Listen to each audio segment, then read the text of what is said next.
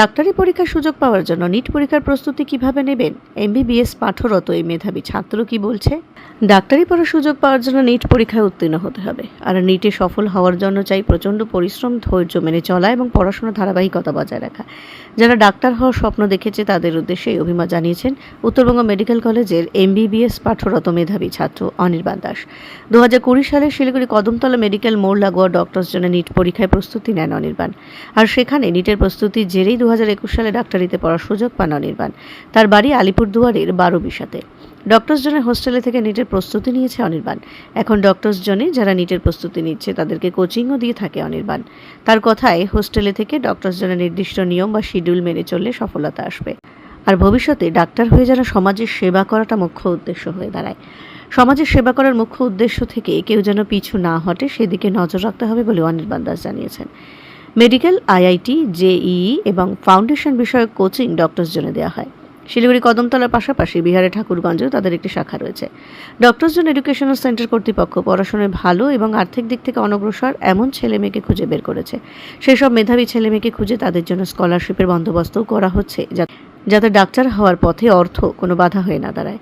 Brilliant coaching সহ বিভিন্ন সুযোগ সুবিধা থাকায় দূর দূরান্ত থেকে ছেলেমেয়েরা এখন ডাক্তার হওয়ার স্বপ্ন নিয়ে ভিড় করছেন ডক্টরস জনে।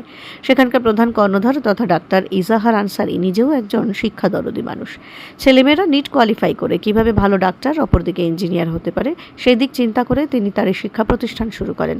তার পাশাপাশি অনেকে সেখান থেকে নার্স হওয়ার কোচিংও পেয়ে যাচ্ছেন। ডক্টরস জনের যোগাযোগের ফোন নম্বরটি হল 7047690826, 9775872883।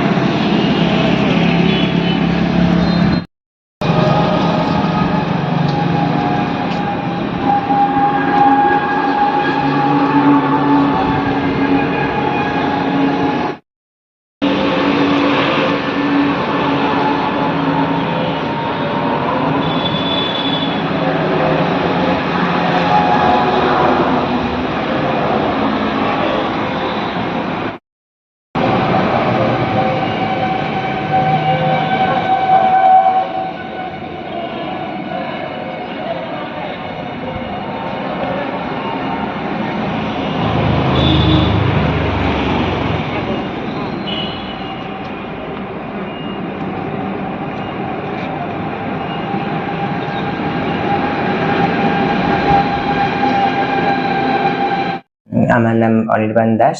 আমি আলিপুরদুয়ারের বাসিন্দা, আর এখন নর্থ বেঙ্গল মেডিকেল কলেজে ফাইনাল ইয়ার স্টুডেন্ট। মানে এমবিবিএস পড়ছেন মেডিকেল। এর বাইরে আপনি কি করেন? বাইরে আমি আমি নিজে যেখানে কোচিং নিয়েছিলাম নিটের জন্য, ডক্টরস জন শিলিগুড়িতে, তো ওখানে মাঝে মাঝে আসি। ওখানে স্টুডেন্ট যারা আছে তাদেরকে একটু সাহায্য করার জন্য পড়াশোনার বিষয়ে। তো ওটাই আমার পড়াশোনার বাইরে ওটাই আর কি একটু করি। নিট যাতে ওরা কোয়ালিফাই করার ক্ষেত্রে কি কি করলে সুবিধা হবে বা কিরকম কি করতে হবে ওই ব্যাপারে একটু গাইড করার জন্য।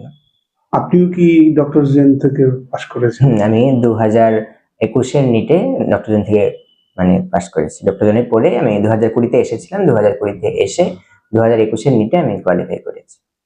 এখন মেডিকেল কলেজ? এখন মেডিকেল কলেজ। কিভাবে পড়াচ্ছেন? কেন আসবে ডক্টরস জেনে? কি সুবিধা এখানে? এখানে সব থেকে বড় প্লাস পয়েন্ট যেটা, সেটা হলো একটা হোস্টেল, আর দ্বিতীয় হচ্ছে এখানকার যে শিডিউল যেটা, ওটা সব থেকে গুরুত্বপূর্ণ। কারণ বাড়িতে থাকলে হয় কি যে হয়তো অনলাইন ক্লাস বা যেটাই হোক, বাড়িতে থাকে পড়াশোনাটা যেটা নিজের মনের মতো করে করা যায় না, কারণ অনেক রকমের সুবিধা অসুবিধা থাকে। হ্যাঁ, কিন্তু এখানে ডক্টর জন্য একটা সুবিধা কি যে এখানে যে সকাল থেকে 6টা থেকে শুরু করে একদম রাত্র 11টা অবধি যে শিডিউল আছে, ওই শিডিউলটা যদি ফলো করতে পারে কেউ, তাহলে কিন্তু অনেকটা ওটা মানে উপকারে আসবে। কারণ এখানে আর বাকিরা তার মানে সঙ্গে যারা থাকবে তারা সবাই পড়াশোনা করছে, একটা পরিবেশটাও ভালো, যেটা সব থেকে বড় প্রয়োজন পড়াশোনার জন্য আদর্শ পরিবেশ, হ্যাঁ ওটা ডক্টর জনে পাওয়া যাবে। আপনার সাকসেসের এখানে রহস্যটা কি ছিল ডক্টর জোনে এসে? ডক্টর জনে আসার পর প্রথমে তো আমার এখানকার যে ক্লাসগুলো হয়েছিল, যে টিচাররা যারা ছিলেন খুবই ভালো করে পড়িয়েছেন। তারপর আর সব থেকে বড় যেটা ছিল যে টাইম মেনটেন করাটা, টাইম শিডিউল ফলো করাটা, হ্যাঁ হোস্টেলের যেটা রুল আছে সেটা ফলো করা, স্টাডি টেবিল যেটা আছে সেটা ফলো করা, আর সেলফ স্টাডি করা, প্লাস প্রত্যেক সপ্তাহে প্রত্যেক সানডেতে এখানে টেস্ট হচ্ছে, তো আর ওই টেস্টে আমাদের ওই সপ্তাহে কি পড়ানো হলো তার মধ্যে তার উপরে প্রশ্ন থাকছে, তারপরে সেখানে আমাদের যদি কিছু মানে ভুল ভ্রান্তি হলো তাহলে ওগুলো মানে সেই সঙ্গে সঙ্গে শুধরে নেওয়ার একটা সুযোগ থাকে। আপনার বাড়ি আলিপুরদুয়ারের কোথায়? আলিপুরদুয়ারে আমার হচ্ছে 12 কুমারগ্রাম ব্লক। বাবা কি করেন? বাবা আগে প্রফেসর ছিলেন কলেজের, এখন রিটায়ার করছেন। আপনার কোন ডাক্তারের কোন স্ট্রিমে যাওয়ার ইচ্ছে ইচ্ছা করছেন এখনো, কিন্তু অ্যাকচুয়ালি কোনটা ড্রিম কি আছে? ড্রিম সেরকম কিছু নেই, আপাতত মানে যতটুকু যেই স্টেজে আছি সেটা ভালো করে করি, হ্যাঁ তারপর ভবিষ্যতে যেটা দেখা যাবে ওটা। এখন মানে ওইরকম কিছু নেই যে হ্যাঁ টার্গেট এটাই একদম এই স্ট্রিমে যাবো, ওরকম আপাতত কিছু নেই। ডাক্তার হয়ে একটা জিনিস, একটা অংশের মধ্যে একটা প্রচার আছে যে ডাক্তার হওয়ার পরে তারা মনুষ্যত্ব বোধ, মানে যারা একটু সমাজের অবহেলিত পিছিয়ে পড়া তাদের কথা তেমন ভাবে ভাবে না, টাকাটাই মেইন, সকাল বিকাল প্রাইভেট প্র্যাকটিস, সকাল বিকাল নার্সিং হোম, এই চলছে, টাকা ছাড়া তাদের কাছে পৌঁছানোই যায় না। তো সেই ক্ষেত্রে একটা ডাক্তার, তার প্রতি তো সে ভগবান, সমাজের প্রতি তার দায়বদ্ধতা রয়েছে। অনেক ক্ষেত্রে দেখা যায় যে যে একটা অমানবিক আচরণ হয়, পেশেন্ট বাঁচলো কি মরলো সেটা বড় বিষয় না, বড় বিষয় যে আমি টাকাটা পাচ্ছি কিনা। এই জায়গাটায় দাঁড়িয়ে এই যে প্রাথমিক ভাবে নিট ক্র্যাক করার আগে ডাক্তার হওয়ার প্রাথমিক স্টেজে এই যে এই খুব একটা ভাইটাল জায়গা, এই এই যে ট্রেনিং দেওয়াটা, এই যে কোচিংটা, সেই জায়গায় কি বলবেন? কারণ এরাই আবার আগামী দিনে পরবর্তী প্রজন্মের ডাক্তার হবে। তারা সবাই যদি ডাক্তারকে যে ভগবান হিসাবে যে বিচার করা, ভগবানের সমান ভাবা, ভগবান মানে কাকে, মানুষই ভগবান হয়, একটা ডাক্তারকে যদি দেবতা তুল্য ভগবান তুল্য আমরা করতে পারি। সামনে আমাদের বিধানচন্দ্র রায়, পশ্চিমবঙ্গের প্রাক্তন মুখ্যমন্ত্রী, তার জন্ম এবং প্রয়াণ দিবস 1 জুলাই, সেদিন চিকিৎসক দিবসও আছে, ডক্টরস ডে। ঠিক তার আগ মুহূর্তে আপনি কি বলবেন, কি বার্তা দিবেন নতুন প্রজন্মের ছেলে মেয়েদের? আজকে আপনাকেও নিয়ে পড়তে হচ্ছে, প্রচুর স্ট্রাগল করতে হচ্ছে, বা আপনি ক্র্যাক করেছেন, এমনি এমনি তো আর ক্র্যাক হয়নি। এবার ক্র্যাক করা, ডাক্তার হওয়া, সেটা তো একটা ব্যাপার আছেই, তারপরেও একটা সোশ্যাল রেসপন্সিবিলিটি, নৈতিকতা, এইসব অনেক দিক আছে, সেই সব মিলে আপনি কি বলবেন? মানে বেশিরভাগ কি প্রায় সবারই যেটা ডাক্তার হওয়ার আগে যেটা উদ্দেশ্য থাকে সেটা হচ্ছে ডাক্তার হয়ে আমি সমাজের সেবা করবো। এটা প্রায় বেশিরভাগেরই 99% ছাত্রেরই, মানে যারা ডাক্তারি পড়ছে তাদের প্রত্যেকেরই প্রায় এটাই উদ্দেশ্য ছিল, হ্যাঁ যে আমি ডাক্তার হওয়ার পরে আমি সমাজের সেবা করবো। এবার তারপরে কতজন সেটা সেই উদ্দেশ্যে সেই লক্ষ্য অনুযায়ী এগিয়ে যায় বা লক্ষ্য থেকে বিচ্যুত হয় কিনা সেটা ঠিক আমার মানে বলার বিষয় নয়, কিন্তু আমার যতদূর মনে হয় যেটা প্রাথমিক উদ্দেশ্য, যেই উদ্দেশ্য নিয়ে আমরা এসেছি যে আমাদের সমাজের সেবা করা, তো সেটা মানে ভুলে যাওয়া উচিত নয়, সেটা অবশ্যই মনে রাখা উচিত। নিজেদের সাধ্যমতো যেরকম করে সাহায্য করা যায় প্রত্যেকটা মানুষকে, সমাজের যেভাবে উপকার করতে পারবো আমরা, সেটা যেন আমরা করে যাই সবসময়। এবং ডাক্তারের কাছে তো কোনো মানে জাতি ধর্ম বিচারে চলবে না, একেবারেই না, সবাই মানুষ, ওই হিসেবে আমাদের সবাইকে মানুষ মনে করেই আমাদের এগিয়ে যেতে হবে। এখানে বিদ্বেষের কোনো জায়গা নেই। আপনি তো কোচিং দিচ্ছেন, সেই কোচিং এর জায়গাগুলো কোন দিকগুলোকে বেশি স্ট্রেস দিচ্ছেন? এখানে যে আপনি যে ডক্টর জন্য আপনি কোচিং দেন, তো কোনগুলোকে বেশি, আপনাকে যদি 5টা পয়েন্ট বলা হয়, কোনগুলো পয়েন্ট আপনি বেশি হাইলাইট করছেন?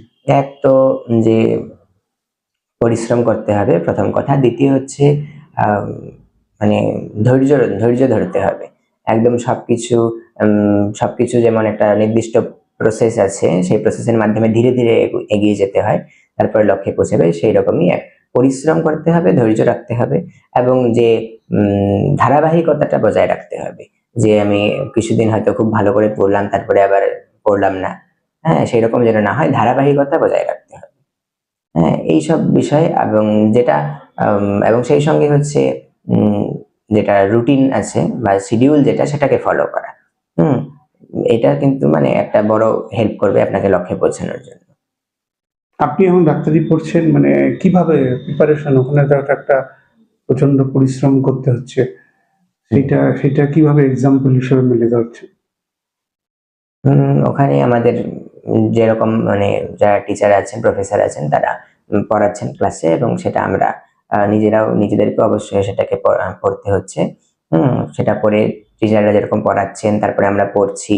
হ্যাঁ, কিছু কখনো কখনো আমরা অনলাইনেও ভিডিও দেখছি। হ্যাঁ, সেই সব করে সমস্ত কিছু করেই যেন ভালোভাবে যেটা আমরা শিখতে যাচ্ছি, সেটা আমরা শিখছি, সেটা যেন মানে ভালো করে শিখতে পারি, সেই চেষ্টাটাই আমরা করি সবসময়।